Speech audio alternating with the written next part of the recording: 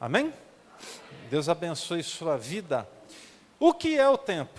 Afinal de contas, a gente fala muito sobre o tempo, né? Olha, não vê, já passou o dia. Estava conversando com a Helenice essa semana. Entramos no mês 10 já. Essa semana agora já estamos no mês 10. Daqui 2 meses estamos celebrando o Natal. Já virou o ano, já fechamos o ano. Para a glória do nome do Senhor, e olha como o tempo passou. Você concorda aí que foi muito rápido esse ano? Muito rápido. Os dias estão se abreviando, a gente sabe disso. Para nós, é definido o tempo, né, como uma medida de contagem de segundos, minutos, horas, dias, meses, décadas, e assim por diante. A gente tenta definir o tempo, né, a partir de horas, minutos, segundos e anos que passam. O dicionário de Oxford, ele define o tempo da seguinte forma, ele diz o seguinte: é um substantivo masculino, e aí, primeira definição, duração relativa das coisas que cria no ser humano a ideia de presente, passado e futuro. Período contínuo no qual os eventos se sucedem. E aí, uma outra palavrinha bem interessante, determinado período considerado em relação aos acontecimentos nele ocorridos. Nós estamos aqui, quando falamos desta forma, pensamos nas épocas, né? E nós estamos vivendo numa das épocas mais difíceis e controversas como nação brasileira. Deixa eu abrir um parênteses, porque eu não podia deixar de pedir que você estivesse orando por isso. Esses dias agora, o nosso Supremo Tribunal, ele está aí, num processo de votação sobre aborto. Que bom que vocês estão atentos. Aborto. E aí, na minha humilde concepção, isso não passa de uma novela, porque já está tudo definido na cabeça deles. Eles estão passando por cima da nossa Constituição e do direito da vida. Se você der uma pesquisada, você vai ver muitos homens das mais diversas religiões se posicionando nesse momento em favor da vida e contra o aborto. E eles vão enfiar isso goela abaixo na nação brasileira. Escrevam aí que a gente está falando. É só uma novelinha que está sendo feita agora, mas já está tudo definido. Está tudo definido. Eu vi a palavra de um padre essa semana agora falando sobre isso. Eu falei, que palavra poderosa.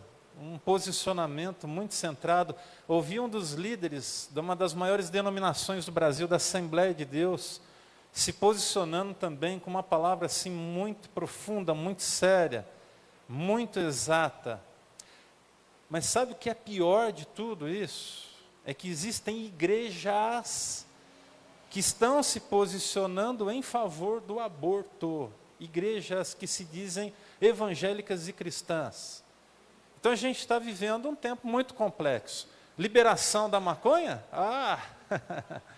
300 gramas, se não me falha a memória, 100 gramas. Estava aumentando 200, que misericórdia, é muita coisa, né? Mas 100 gramas já é muita coisa. Dá para fazer uns par de cigarrinho do capeta, né? E dá para atrapalhar a vida de muita gente. Está aí, liberado. A gente já... No ano anterior, há 2 anos atrás, nós estamos aqui como igreja orando, apresentando, falando dos projetos de lei, falando disso tudo, apresentando aqui. Gente, de verdade, nenhuma novidade para nós. Mas não significa dizer que a gente não tem que ter posicionamento contrário. Amém? Posicionamento contrário e defendermos sim aquilo que nós acreditamos. E vamos continuar defendendo o que nós acreditamos a tempo e fora de tempo. Então é um tempo controverso como nação brasileira. Por favor, não deixe de orar sobre essas coisas que estamos vivendo como nação. Amém? Você pode assumir esse compromisso em nome de Jesus. Nós estamos falando da nossa casa, do nosso país. Nós estamos falando de direitos que estão sendo arrancados da vida das pessoas. Essa questão de direito de expressão, gente, olhem o que está acontecendo. Pastores estão sendo perseguidos simplesmente porque não concordam com o que está sendo feito. Tem gente sendo literalmente colocada atrás das grades. Estão tendo multas altíssimas. Irmãos, a coisa está muito difícil. Não façam vista grossa para essas coisas. Orem, é o nosso dever como igreja orar, clamar. Nós oramos sim abençoando os nossos governantes, mas oramos também para que a justiça se estabeleça no nosso país em nome de Jesus. Amém? A justiça precisa se estabelecer no nosso país. Bom, e nós como cristãos? A definição a gente já viu, que tem a ver com a duração relativa das coisas que cria no ser humano a ideia de presente, passado e futuro, o conceito da época, mas e para nós cristãos? O tempo, como a gente consegue entender, qual que é a perspectiva cristã? Nós entendemos o tempo dentro de duas perspectivas. Do Cronos, que é essa perspectiva mais normal, que eu acabei de definir aqui com vocês, minutos, horas, segundos, 2023, 2024 e assim por diante, mas, como filhos de Deus, nós também entendemos que é um outro tipo de tempo, que não é o nosso tempo, que é o tempo de Deus, que se chama Kairos. Diga Kairos. E quer que eu diga para você uma coisa? Se existe um tempo perfeito, é o tempo de Deus. Então já vou abrir um parênteses, não adianta você querer enfiar a goela abaixo das pessoas, até mesmo a mudança que elas precisam experimentar nas suas vidas. Tudo tem um tempo, e tem um tempo reservado de Deus para cada um. Então Deus tendo um plano perfeito sobre a vida das pessoas, no tempo dele, na hora dele, do jeito dele, ele vai tocar nos corações e os corações serão muito abençoados em nome de Jesus. Amém? Então nós vamos entender algumas coisas no dia de hoje relativas ao tempo. E eu quero aqui destacar logo a primeira. Eu vou citar vários textos, vou fazer a citação rápida dos versículos para a gente ganhar tempo, porque a mensagem hoje não é uma mensagem mais expositiva, ela é mais temática. Então a gente vai aqui para vários textos, vários versículos para trazer luz aos pensamentos que Deus reservou para a gente nessa noite. Então a primeira coisa que você precisa entender é que este é o tempo para que Deus tenha livre acesso aos nossos corações para nos amadurecer. Diga, amadurecer. Ô gente, ano passado, 2022, finalzinho do ano, no mês de aniversário da Betel, mês de outubro, nós oramos a Deus antes, estávamos já orando, pedindo que Deus nos colocasse um tema para o ano de 2023, e Deus clareou o nosso coração que no ano de 2023 nós viveríamos o ano do amadurecimento, ano do amadurecimento. Sabe, a Bíblia fala muitas coisas sobre ser alguém maduro, e eu quero que você abra os seus ouvidos para ouvir mais um pouquinho nessa noite sobre amadurecimento. O apóstolo Paulo, por exemplo, em 1 Coríntios 13, 11, abra por favor a sua Bíblia, você vai abrindo os textos, eu vou citando, você vai abrindo, e a gente vai junto aqui percorrendo os textos das Escrituras. 1 Coríntios, capítulo de número 11, 1 Coríntios capítulo 13, versículo 11, Paulo falando, 1 Coríntios 13, 11 diz, quando eu era menino, eu falava como menino, eu pensava como menino e raciocinava como menino.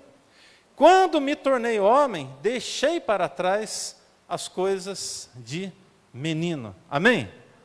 Olha só, Paulo está dizendo, quando eu era criança, eu falava como criança, eu pensava como criança e raciocinava como criança, mas quando eu me tornei homem, eu deixei para trás as coisas de criança. A gente poderia traduzir a palavra menino como criança.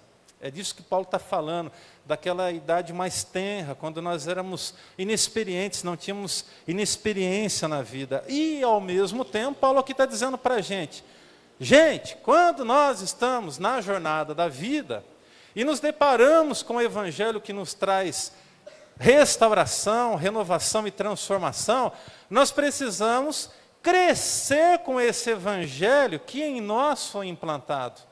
Então, você precisa entender que a sua vida, para que ela faça diferença, você precisa de provar crescimento na vida com Deus, na vida espiritual e até nos relacionamentos, porque é interessante que quando nós conhecemos Jesus, quando Jesus passa a fazer parte da nossa vida, até os nossos pensamentos em relação aos relacionamentos, eles são lapidados.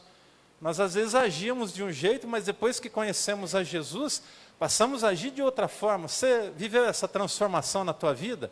Você via as coisas de um jeito, enxerga de outra. Por quê? Porque o Evangelho abre os nossos olhos espirituais. Então Paulo vai dizer, quando eu era menino, eu falava como menino. Agora, gente, de verdade, pare para responder nesse momento. Como é que está a sua vida, como é que estão as nossas vidas nesse ano que nós estamos aqui o tempo todo falando de amadurecimento, de crescimento, de deixar as coisinhas bobas de lado, de deixar os mimimis de lado, de deixar as criancices de lado com relação à fé, as coisas de Deus e a vida com Deus. Um pouquinho mais na frente em Efésios, no capítulo 4, verso 14, vai para frente um pouquinho agora, você vai achar o livro de Efésios, 4,14, diz assim o apóstolo Paulo falando ainda. Ele disse o seguinte, o propósito é que não sejamos mais como crianças, levados de um lado para o outro pelas ondas, nem jogados para cá e para lá, por todo o vento de doutrina e pela astúcia e esperteza de homens que induzem ao erro. O que Paulo está dizendo é, que pelo fato do Senhor Jesus ter entrado nas nossas vidas, o fato do Espírito Santo agora fazer parte do nosso coração, nossos olhos espirituais já estão abertos. E a gente não pode ser levado de um lado para o outro por todo tipo de conversa fiada que a gente escuta por aí. Eu tenho certeza que você escuta muita conversa fiada por aí, muita conversa boba e que não edifica e que não traz crescimento em nada para a tua vida. Então, voltando então ao tema do nosso ano, a gente viveu aqui o ano do amadurecimento, estamos vivendo isso, e eu queria agora te convidar, com muita sinceridade, mesmo você que está nos visitando nessa noite, que vem aqui pela primeira vez, olhe um pouquinho, não vai longe não, olha para o ano de 2023, nós estamos entrando agora no mês 10, nós estamos falando de 10 meses que se passaram, quase 10 meses, ainda não 10 meses completos, mas 9 meses quase que completos, e responda para si mesmo uma pergunta, quanto você amadureceu? Responde para você mesmo. Você não precisa dar essa resposta para ninguém, mas para si mesmo. É importante que você responda, quanto você cresceu, quanto você amadureceu, quanto na sua vida você conseguiu assim alcançar um patamar mais elevado de pensamento. Sabe, gente, às vezes acontecem coisinhas pequenas do nosso lado e a gente fica tudo inflamado. Não pode ser assim, povo de Deus. Às vezes a gente vê um movimento meio diferenciado ali, a gente já fica tudo ouriçado. Não pode ser assim, gente. Não pode ser assim de verdade, não pode ser desse jeito. Nós precisamos pedir que Deus nos ajude a alcançar o amadurecimento em todo o tempo, em nome de Jesus. Queria que você prestasse atenção e uma coisa que eu vou dizer agora, e é uma simples constatação. Você vai descobrir agora se você cresceu nesse ano ou não através de uma constatação. Alguns, infelizmente eu posso dizer, eu acho que dentre nós aqui, alguém está nessa condição. Mas alguns não amadureceram no ano de 2023 até agora, porque não conseguiram entender o crivo das provações sobre as suas vidas. Amadurecimento vem através de provas também, meus irmãos. E teve gente que não entendeu nada a respeito dos problemas que estavam enfrentando. Na verdade, atropelou o problema. Na verdade, não entendeu o problema. Na verdade, quis correr do problema. Quantos de nós não quiseram correr dos problemas? Sabe por quê? Porque de verdade é mais fácil a gente correr dos problemas. A gente jogar para debaixo do tapete, a gente deixar para depois, a gente não assumir uma postura, assim, sabe, de resolver as coisas. Por que que às vezes a gente perpetua as mesmas histórias?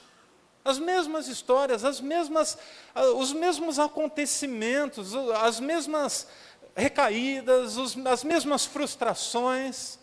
É porque a gente precisa ter mais atenção, irmãos, a respeito do que nós estamos vivendo a partir das provas, Porque provas, elas querem nos levar ao amadurecimento.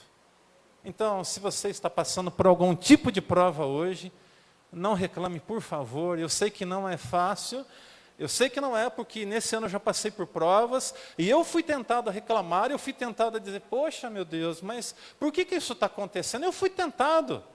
E até em algum momento, pode ter certeza, que lá no fundo do meu coração, eu falei, Deus, mas podia ser de outro jeito, né, Pai? A gente tem essa natureza, é nossa natureza, é nossa tendência. Mas aí o que acontece? Qual que é o objetivo? O objetivo é que nós possamos, ao passo em que enfrentamos os problemas da vida, as dificuldades, que são difíceis mesmo às vezes, nós levantarmos a nossa cabeça, vermos o que Deus quer nos ensinar, vencermos as dificuldades e sairmos pessoas melhores ali do outro lado, em nome de Jesus. Responda no fundo do seu coração agora a uma outra questão. Quanto você cresceu diante da sua última provação, da sua última dificuldade? Eu tenho certeza que tem muita gente aqui que cresceu muito diante das provas. Gente, agora deixa eu abrir um parêntese aqui agora, muito importante. É lógico que a vida não é feita só de paulada, de bordoada, de prova, de dificuldade. Graças a Deus por isso, amém? Tem dia que Deus vai dar para a gente o privilégio de poder deitar na rede, pegar ali uma sombrinha, uma água fresca. Você pode dizer graças a Deus por isso? Amém, graças a Deus, porque isso também está ali na agenda de Deus, senão ninguém aguenta. Mas de verdade, no dia de hoje, reflita sobre o quanto as dificuldades o amadureceram, ou quanto as dificuldades não fizeram de você uma pessoa mais madura. Segunda coisa que eu queria que vocês guardassem nos vossos corações. Este é o tempo para nos arrependermos. E isso precisa ser para nós um estilo de vida. Diga estilo de vida. Pastor, então significa que este é o tempo para a gente desfrutar desse livre acesso, para que Deus tenha livre acesso ao nosso coração e nos amadureça? Sim, em primeiro lugar isso, mas também esse é tempo para que possamos nos arrepender. Sabe, hoje em dia pouco se fala sobre arrependimento, mas aqui a gente fala de arrependimento. O que é arrependimento? Arrependimento, ele vai acontecer quando nós fazemos alguma coisa que vai estar fora de sintonia à luz da palavra de Deus. A gente então consegue reconhecer que falhamos, que erramos, como por exemplo, ser grosseiro com alguém. Eu estou apenas citando um exemplo. E aí quando nós voltamos os nossos olhos à luz da palavra de Deus, a Bíblia vai dizer para a gente amar as pessoas, para a gente ter cuidado no que fala, o jeito que fala. Isso aqui é lição de pré-escola aqui na nossa igreja. Mas, às vezes, as dificuldades, elas crescem, elas surgem, e se a gente não tomar cuidado, daqui a pouco a gente está vivendo aquela situação que vai se avolumando. Então, à luz da palavra de Deus, a gente entende que quando a gente erra, a gente precisa retroagir, ou seja, dar um passo para trás e falar, opa, eu errei. E quando nós falamos com as pessoas, por exemplo, como eu acabei de citar, o que é uma atitude correta, que prova o nosso arrependimento? Irmão, me perdoa pelo que eu fiz. Irmã, me perdoa pelo que eu fiz. Pedir perdão. Então, eu estou apenas citando um exemplo. Observe as palavras que foram tão ditas na época de Jesus Cristo sobre arrependimento. Foi a tônica da pregação de João Batista, Mateus capítulo 3, abra a sua Bíblia. A partir do verso 1, Mateus 3, 1, de 1 a 3, diz: naqueles dias apareceu João, o Batista, pregando no deserto da Judéia, dizendo que arrependei-vos, porque é chegado o reino dos céus. Porque este é o anunciado pelo profeta Isaías, que diz: voz do que clama no deserto, preparai o caminho do Senhor, endireitai as suas veredas. Então observe, antes do início do ministério de Jesus, os profetas do Antigo Testamento falavam do arrependimento. A falta do arrependimento foi um dos principais motivos pelo qual Israel foi sacudido, destruído, arruinado, faltou arrependimento para o coração do povo de Israel. Estamos falando agora do Antigo Testamento, mas sendo considerado o último profeta da Antiga Aliança, João Batista, que agora vai ser o anunciador do ministério de Jesus, o que João vai dizer? Arrependei-vos. Então observe, arrependimento foi pregado no período do Antigo Testamento por todos os profetas de Deus. Ele é pregado por João Batista quando ele vai agora assumir aquela postura de anunciar que Jesus é o Cordeiro de Deus que tira o pecado do mundo, mas arrependimento também foi a tônica da pregação de Jesus. Observa, um pouquinho adiante agora, Mateus capítulo 4, versículo 17. Então, João Batista fala do arrependimento. Agora, Jesus, ele vai dizer para nós o seguinte, lá no capítulo 4, verso 17 de Mateus ainda. Desde então, começou Jesus a pregar e a dizer, arrependei-vos, porque é chegado o reino dos céus. Amém? Amém, irmãos? Estamos juntos aí, no nome de Jesus? Glória a Deus. Então, qual é a tônica da nossa pregação hoje, aqui nessa noite? Arrependei-vos, porque é chegado o reino de Deus. Sem arrependimento, ninguém verá Deus. Se alguém diz que para se entregar diante de Deus não precisa de arrependimento, alguém mentiu para você. Quando nós nos aproximamos do Evangelho, nós nos aproximamos de Jesus, nós precisamos sim nos arrepender dos nossos erros, das nossas falhas. Longe de ser alguém perfeito, quando eu entreguei minha vida para Jesus, e aí era tudo muito diferente, porque eu não tinha o temor de Deus. Gente, quando Jesus entrou na minha vida, Ele me perdoou de todas as coisas, tudo que eu fiz. O meu passado, ele foi lançado aos pés da cruz, no dia em que Jesus me alcançou. E aí o que acontece? A vida segue, agora ao lado de Jesus, e você acha que pelo fato de eu ter tido Jesus na minha vida, ter feito a obra tão maravilhosa na minha vida, eu alcancei um nível, um patamar de perfeição? Não, meu irmão. Não existe ninguém perfeito aqui. Existem pessoas que estão se santificando, estão buscando a Deus, mas que infelizmente, por conta da nossa natureza, nós às vezes falhamos. E aí quando a gente falha, o que a gente faz? A gente se arrepende, a gente fala, Deus me perdoa porque eu errei. E aí seguimos a vida, seguimos a caminhada. Olha, a nossa salvação, deixa eu abrir um parênteses aqui muito sério, isso é muito importante que você vai ouvir. A nossa salvação não nos autoriza uma vida de pecado. Tem gente que cai naquela besteira de dizer assim, uma vez salvo, salvo para sempre, agora eu posso viver a vida do jeito que eu quero. Negativo. Negativo. Negativo.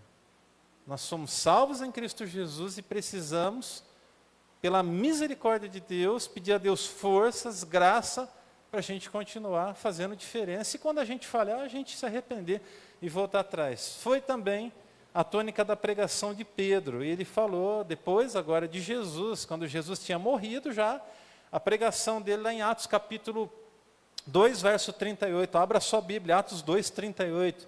Diz assim, Pedro então lhes respondeu. As pessoas queriam acabar com a vida de Pedro nesse momento.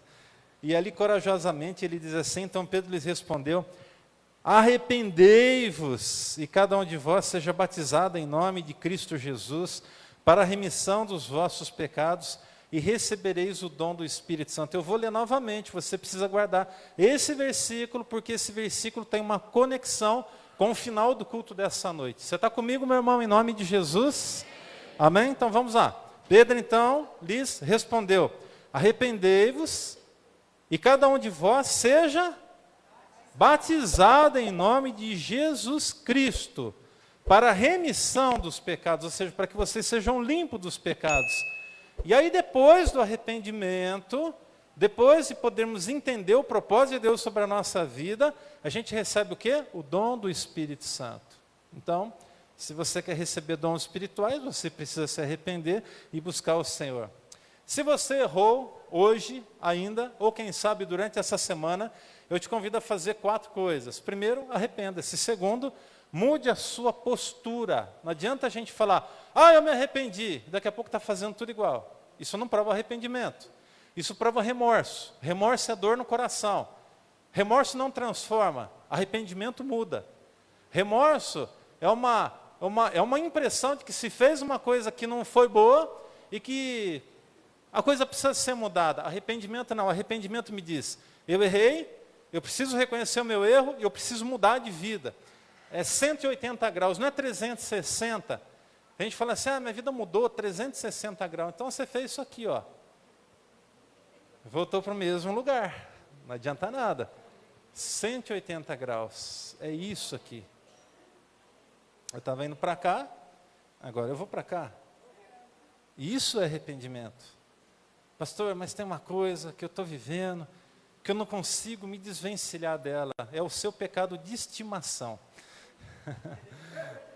A gente corre esse risco de ter aqueles negócios que a gente fala assim, Deus pode mudar tudo na minha vida, mas isso aqui, é isso aí que Ele quer mudar também.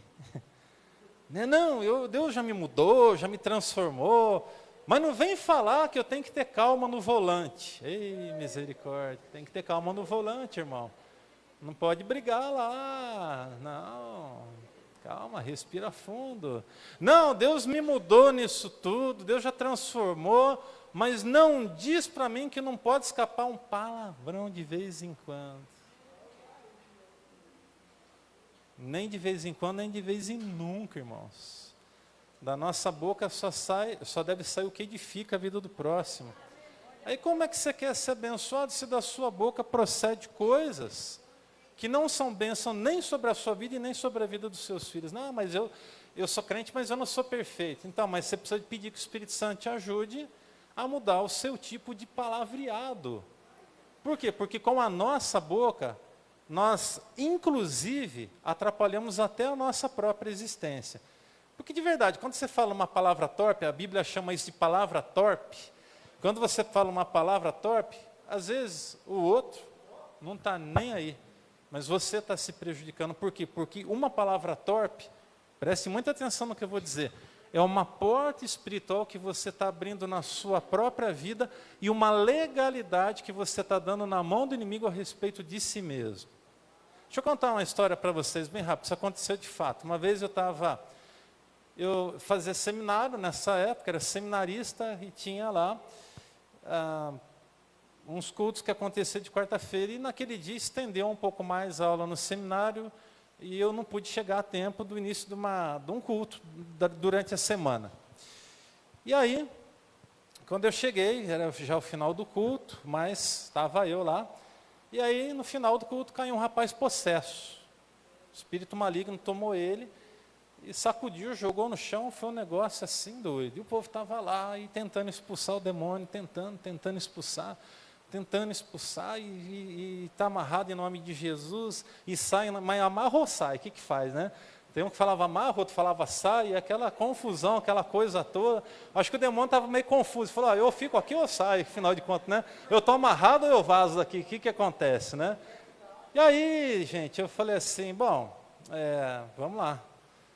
E vamos orar. Eu comecei a orar, eu falei, gente, dá um tempo aqui, eu comecei a orar, e estava dando trabalho. Daqui a pouco chegou um outro irmão, quase que 10 minutos depois, o irmão chegou lá, entrou, né, e ali eu estava continuando orando. Estava umas 10 pessoas em volta ali, orando, intercedendo, e eu e mais 2 ali mais próximos, e esse irmão chegou, não, irmãos, pode deixar que eu vou orar. Eu falei, vamos ver, olha, eu também pensei isso, eu falei, olha, pensei desse jeito, falei, olha, e aí, gente, o que aconteceu? A hora que o irmão chegou perto do rapaz, o endemoniado estalou o olho assim para ele e falou, você não tem autoridade sobre a minha vida. Limpa a tua boca.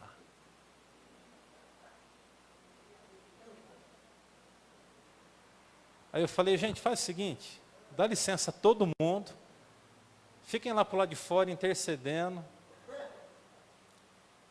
1 minuto o demônio foi embora, eu sozinho orando por ele. Não é porque eu sou melhor do que ninguém não, mas a minha vida estava no altar de Deus. E aí depois aquele irmão procurou, pastor, eu tenho falhado nas palavras. Ele falou, então quer dizer que você é meio boca suja, irmão? Ele falou, eu de vez em quando escorrego. Eu falei, então, você viu o que aconteceu? Você foi envergonhado, o diabo estava mentindo. Porque ele é mentiroso também, viu? Você saiba disso. Numa situação como essa, ele inventa historinha, eu já vi cada situação, mas aí ele falou que era real. Então, gente, de verdade, eu não sei nem por que eu estou estendendo isso aqui hoje, mas uma coisa eu sei. Se você quer ser abençoado, limpe os seus lábios. Limpe os seus lábios. Saia da nossa boca apenas aquilo que edifica. Começando dentro da nossa casa. Dentro da nossa casa. Ah, mas escapou, pede perdão. Deus, me ajuda, Senhor, eu preciso. Então, se você errou, faça 4 coisas. Primeiro, arrepende. Segundo, mude a sua postura. Em terceiro, siga sem olhar para trás. Em quarto, quero que você preste muita atenção nisso agora. Não deixe o diabo ficar te acusando. Satanás, ele é sujo. Sabe o que ele vai fazer em algum momento da sua vida? Vai querer levantar gente para ficar apontando o dedo no seu nariz. Ou na sua consciência, então vai levantar pessoas para dizer, ah, mas você não estava fazendo isso há um tempo atrás? Eu estava, mas eu não estou mais, porque o sangue de Jesus me lavou de todos os meus pecados. Ei, Jesus nos purifica dos nossos erros, graças a Deus por isso. Queridos, vamos lá. Este é o tempo, em terceiro lugar, para anunciarmos corajosamente a salvação e a volta de Jesus. Diga, Jesus está voltando. Sim, Jesus está voltando. E o tom da nossa mensagem não pode mudar. E a nossa mensagem, ela precisa seguir 2 direções. Você precisa ser bastante maduro para ouvir o que você vai ouvir agora. A minha pregação e a sua pregação, ela precisa seguir 2 caminhos. Primeiro, não inverta as coisas. Primeiro, a nossa mensagem precisa ser de paz e consolo. Paz e consolo, diga paz e consolo. Mas também, em segundo lugar, precisa ser uma mensagem de juízo. Jesus está voltando e quem não estiver preparado vai ficar. Vai ficar. E de verdade, eu quero subir e eu quero te ver do meu lado. Outro dia eu estava orando a Deus, eu falei, Deus, abençoa para que a Betel possa ser uma igreja de gente salva, pela graça do Senhor. Que os meus irmãos, eles possam olhar para dentro de si sempre e avaliarem como é que está a vida deles com Deus sempre. Agora, o vislumbre de uma palavra muito séria, muito importante para o tempo de agora. E essa palavra não muda, não muda. Abra aí, por favor, esse texto é um pouquinho mais longo. Apocalipse, capítulo 21, do verso 1 até o verso 8. Mensagem de bênção, mas também mensagem de juízo de Deus. Eu quero que você preste muita atenção. São, desses 8 versículos que eu vou ler para vocês agora, nós temos, preste atenção no que eu vou dizer agora, nós temos 9 versículos falando de coisas boas, palavra de bênção. E nós temos um trazendo uma palavra de juízo. É muito interessante porque o ser humano é tentado sempre em ficar com aquela parte que não é tão agradável. Mas observe, 90% desse texto vai falar do que nós vamos viver, do que é bom para nós. Presta atenção. Todo mundo abriu aí, 21, Apocalipse 21, de 1 a 8, diz assim: Então vi novo céu e nova terra, pois o primeiro céu e a primeira terra tinham passado, o mar já não existia. Vi a cidade santa, a nova Jerusalém, que descia do céu da parte de Deus, preparada como uma noiva adornada para o seu marido. Ouvi uma voz que vinha do trono e dizia: Agora o tabernáculo de Deus está com os homens, com os quais ele viverá. Preste atenção. Eles serão os seus povos.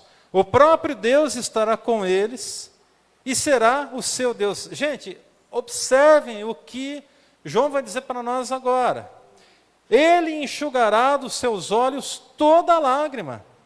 Não haverá morte, não haverá tristeza, não haverá choro, não haverá dor, pois a antiga ordem já passou. Ou seja, isso tudo que a gente vive nesse plano aqui, um dia vai passar, irmãos, vai passar. E graças a Deus por isso, a gente não foi feito para se perpetuar nesse mundo aqui. Graças a Deus que isso tudo vai passar. Mas preste atenção agora. Olha só o que diz a sequência. Aquele que estava sentado no trono disse: eu estou fazendo novas todas as coisas. E ele acrescentou: escreva isso, pois essas palavras são verdadeiras e dignas de confiança. E disse ainda mais: está feito. Eu sou o alfa e o ômega, o princípio e o fim.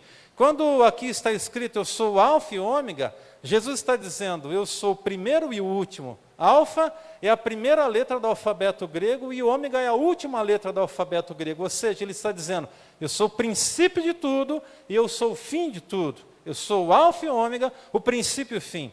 E quem tiver sede, eu darei de beber, o quê? O que está escrito aí?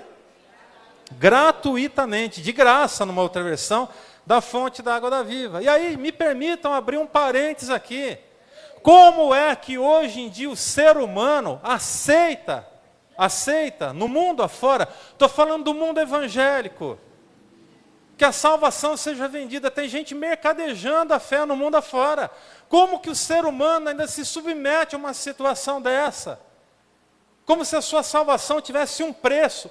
O preço já foi pago lá na cruz do Calvário, irmãos.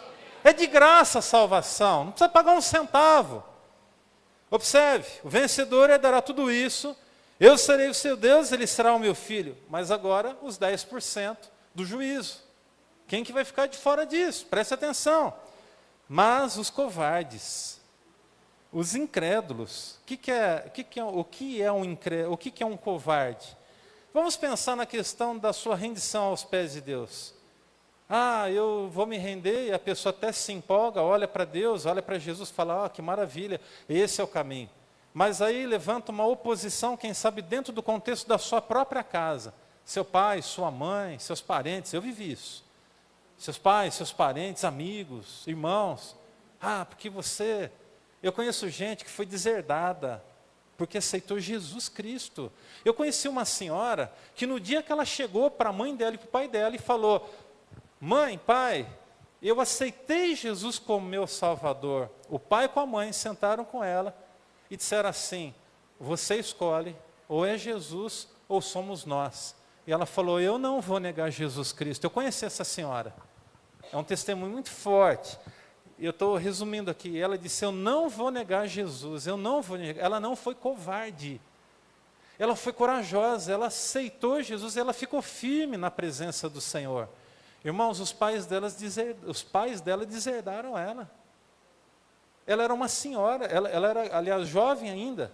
Depois ela continuou a sua vida, adotou um filho, não se casou na vida, adotou um filho, criou esse filho na presença do Senhor, mas ela não negou a sua fé, então ela não foi covarde. O texto vai dizer o seguinte ainda: mas os covardes, os incrédulos. O que é incrédulo? O que é um incrédulo?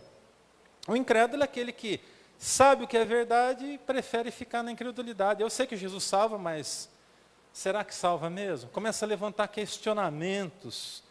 Os depravados.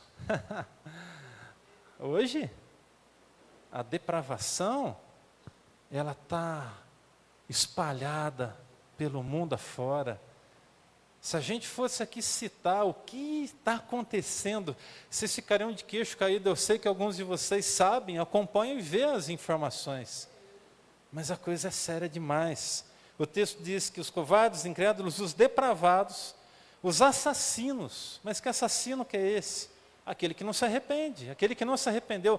Porque observe, se alguém é covarde, incrédulo, depravado, assassino, se arrepender, é de graça a salvação. Ele tem a salvação, ele pode ter acesso à salvação.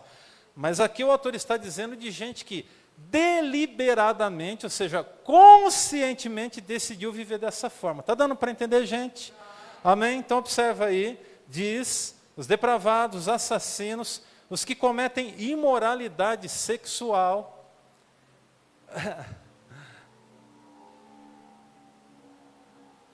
O ser humano, ele é capaz de fazer coisas absurdas. Outro dia eu estava vendo uma parte de um podcast, e uma moça compartilhou, ela sendo legista, ela recebeu lá um vídeo de um estupro coletivo de uma pessoa que tinha morrido dentro de um ml da vida. 15 pessoas abusando de uma moça que tinha morrido. Perversidade, imoralidade sexual, e por aí vai. Eu estou só colocando algo que a gente, quando toma conhecimento de uma coisa dessa, você fica com o cabelo arrepiado, mas tem coisa pior do que isso. Pior do que isso. Muito pior do que isso. O texto vai dizer, os que praticam feitiçaria, os idólatras. O que é idolatria? Num livro chamado Kryptonita, um livro espetacular que chacoalha com a vida de qualquer um. Um dia nós fizemos uma série de mensagens com base no livro Kryptonita. Naquela época, um monte de gente ficou brava comigo. Porque foi muito sério, a gente tratou de pecado na veia mesmo. E teve gente que ficou brava comigo dentro da igreja aqui. Fui procurar depois. Mas preguei a verdade. E não me arrependo de ter prego a verdade. Nunca vou me arrepender de pregar a verdade. Mas eu me lembro que ali falava sobre idolatria. E o autor, ele colocou das mais diversas formas de idolatria, porque, a priori, a gente como cristão, a gente é tentado achar que a Bíblia ela se refere sobre idolatria só quando se trata de imagem de escultura. Não, gente, não é só isso. E aí ele fez uma citação de um fato que um amigo dele tinha conversado com ele, que era um problema na vida dele, era um ponto de idolatria, a adoração a um time de futebol. Pode ser idolatria. O que é idolatria? É tudo aquilo que toma o lugar de Deus na nossa vida. O dia em que nós deixarmos de começar o culto na hora certa, porque o Brasil foi por final da Copa do Mundo, nós vamos estar muito longe de agradar a Deus. Na nossa história como igreja, nunca fizemos isso. Não quer dizer que a gente não assistia ao jogo, não. Mas se a final acontecesse, como se vier acontecer em algum momento aí de Copa do Mundo e o Brasil estiver lá, 7h da noite é a final da Copa, irmãos, vocês podem ter certeza que eu vou estar aqui para pregar a palavra. Vou estar aqui para pregar a palavra. Não vou deixar de pregar a palavra. Por quê? Porque o mundo tem os seus ídolos. Mas nós...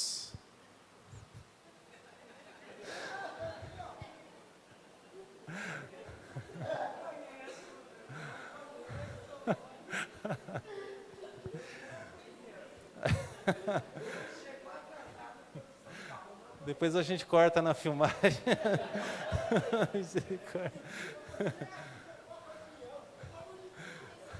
Bom, vamos voltar aqui para a palavra, né? Então, eu também sou São Paulino, mas não idolatro, não. Nem sei qual é o nome dos jogadores de verdade. Na verdade, irmãos, eu acho que torço. Não sei nem se eu torço ou se eu não torço. O jogo do Brasil faz que eu não acompanho, mas a questão é a seguinte: não tem problema torcer. Vamos abrir, já que o irmão falou ali, vamos abrir um parênteses.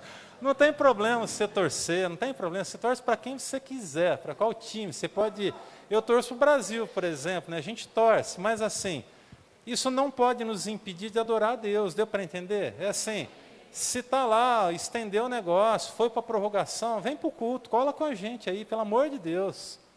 Tá bom? Deu para entender, gente? Tá, os idólatras então, os idólatras não herdarão o reino dos céus. E ele fala dos mentirosos, gente que vive na mentira, né? O lugar dele, olha só, agora é muito duro, o lugar deles será no lago de fogo que arde em enxofre. Isso é a segunda morte, a primeira morte acontece nesse plano. Por isso que a gente fala, você precisa de falar de Jesus enquanto as pessoas estão vivas.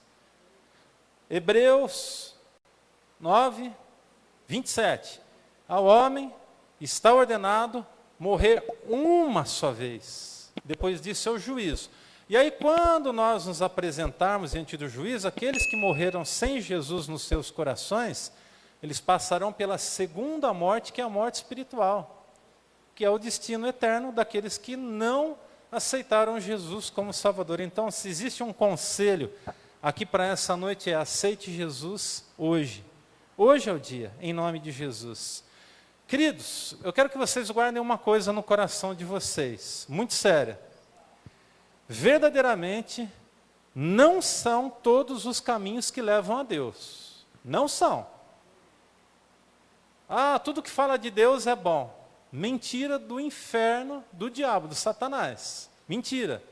Não é tudo que fala de Deus que é bom, não. Tem gente que está envolvido com a feitiçaria que fala de Deus também. E eu vou perguntar para você, você acha que aquilo lá é bom? E tem gente que fala que é bom. Por quê? Porque também fala de Deus lá. Nós não podemos nos enganar. Então, verdadeiramente, não são todos os caminhos que levam a Deus. Existe um único caminho que nos leva a Deus. Quem é o caminho? Jesus Cristo. Eu sou a e eu sou a ninguém vem ao Pai senão por mim. João 14:6. Vamos repetir todos juntos? Jesus disse: eu sou o caminho, a verdade e a vida. Ninguém vem ao Pai senão por mim. Amém? Podemos glorificar o Senhor? Ele é o caminho, o único caminho, o caminho absoluto, o caminho eterno. Não caia na besteira de achar que tudo que fala de Deus leva para Deus. Não, cuidado, muito cuidado. Por último, gente, este é um tempo para que o Espírito Santo nos encha. Com Ele, em nós caminharemos no poder de Deus. Diga, poder de Deus. Eu faço uma pergunta, quem aqui quer caminhar no poder de Deus? Ih, que amém, que é esse, gente, misericórdia. Vamos perguntar de novo, quem aqui quer caminhar no poder de Deus? Então, olha só a instrução do apóstolo Paulo em Efésios, capítulo 5, verso 18. Não se embriaguem com o vinho em que há contenda, mas enchei-vos do Espírito Santo. Enchei-vos do Espírito Santo. Hoje o Espírito Santo deseja encher pessoas que estão nesse lugar. Amém? Amém? Jesus quer encher pessoas nessa noite. E eu quero dar aqui para você algumas instruções, porque nós vamos orar para que o Espírito Santo venha sobre a vida daqueles que quiserem receber um toque do Senhor. Primeira coisa, deseje ser cheio pelo Espírito Santo. Deseje, fala: Deus, eu quero ser cheio. Mas aí de repente aí no seu coração você está assim pensando, não, mas eu já tenho Espírito Santo. Então, mas você precisa de ser cheio do Espírito Santo. Se está, irmão, até a boca do Espírito Santo, cabe mais. Tem que derramar então. Então tem que vir uma gota a mais para derramar, para que a sua vida seja uma vida assim, tremenda na presença do Senhor. Segunda coisa, não tenha medo. Um dia eu tive medo de ser tocado por Deus. Eu tive medo de que, eu estava num seminário, me lembro como se fosse hoje, eu tive um pouco de receio do pastor colocar a mão na minha cabeça, e até a preocupação era, será que alguém não vai me empurrar? Não vai me derrubar? Não vai me dar uma calçada assim, empurrar? É meu medo, coisa de homem. Na verdade, coisa de religioso no meu antigo pensamento, tinha medo. E aí, quando eu fui na frente, e eu simplesmente recebi o toque da ponta do dedo desse homem, e eu caí no poder de Deus, eu pude entender que quando Deus quer tocar, ninguém pode impedir. Nem a gente pode impedir o que Deus quer fazer na nossa vida. Então, daqui a pouco, a gente vai chamar vocês aqui na frente, e nós vamos impor as mãos. Se Deus quiser tocar em você nessa noite, quiser encher você com o Espírito Santo, deixa.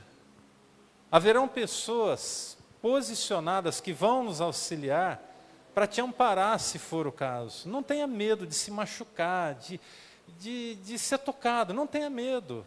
Isso não é algo que, como eu pensava, não tem nada de Deus nisso, não. Deus está presente e quando Ele quer tocar, Ele toca. Então a gente só precisa de abrir o coração e deixar Ele tocar. Agora, uma instrução muito importante. Se você for tocado nessa noite por Deus, e de repente você cair no poder do Senhor, eu quero te convidar a não se levantar enquanto o Espírito Santo não completar a obra na tua vida, no teu coração. Eu creio que Ele quer curar pessoas, eu creio que Ele quer restaurar, eu creio que Ele quer trazer uma nova perspectiva, eu creio que Ele quer trazer um novo ânimo para alguns de vocês. Eu acredito que há pessoas que estão aqui nessa noite que estão necessitadas de ter um gás a mais na vida para poder continuar firme. Então, se você é alguém que está nessa condição, e Deus quiser te tocar, deseje o toque do Senhor em nome de Jesus. E em terceiro, permita que Ele se revele para você, se você for tocado. Deixa o Senhor se revelar para você. Vamos lá, eu quero fechar essa palavra aqui ainda nessa noite, de uma forma profética. Eu quero que você guarde no seu coração algumas coisas que eu vou dizer. Primeiro, esse é o tempo de um novo despertamento. Amém? Esse é o tempo de um novo despertamento. Não é amanhã. Amanhã pode ser tarde, tem que ser hoje. Segundo, esse é o tempo para desejar mais de Deus. Eu quero mais de Deus. Então, deseje mesmo mais de Deus. Este também é o tempo para que a vida flua através de nós, no poder de Deus, irmãos. Vamos deixar Deus nos invadir o coração, o Espírito Santo tomar conta de cada espaço, tomar conta dos nossos lábios, dos nossos ouvidos, dos nossos olhos, das nossas ações, aquilo que estendemos a mão para fazer, para tocar, para pegar. Permita. Esse é o tempo para ser cheio novamente, para que a jornada seja mais leve, quem sabe, como eu disse, quem sabe para alguns aqui, a jornada está pesada, está difícil, deixa Deus te tocar então. E este é um tempo para que Deus reservou para te tocar. Eu quero que você creia no nome de Jesus. Amém? Deus te trouxe aqui hoje para você ser tocado. As pessoas que tinham que estar aqui nessa celebração são vocês que aqui estão. Então vamos deixar Deus fazer o que Ele quiser fazer aqui no nosso meio, mas há uma palavra de vida sobre a tua vida, uma palavra profética, e eu quero que você guarde no seu coração o registro de Isaías 32. Eu não vou poder explicar o texto, não há tempo para isso.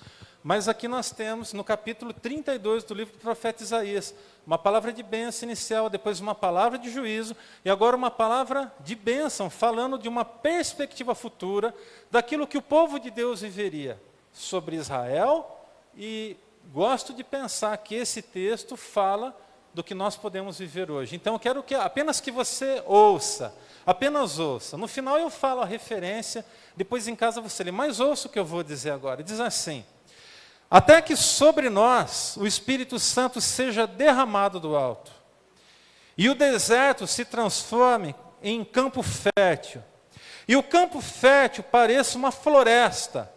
A justiça habitará no deserto, e a retidão viverá no campo fértil. O fruto da justiça será paz.